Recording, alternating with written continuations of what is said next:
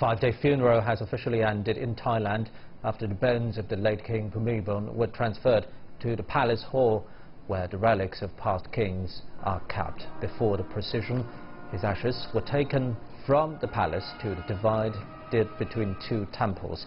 The US-born Bhumibol ascended the throne at the age of 18. He was the world's longest reigning monarch when he died a year ago, aged 88. His 7-decade rule spanned some of the most difficult times in modern Thai history, including several coups, a deadly crackdown on student protesters, natural disasters and a regional financial crisis.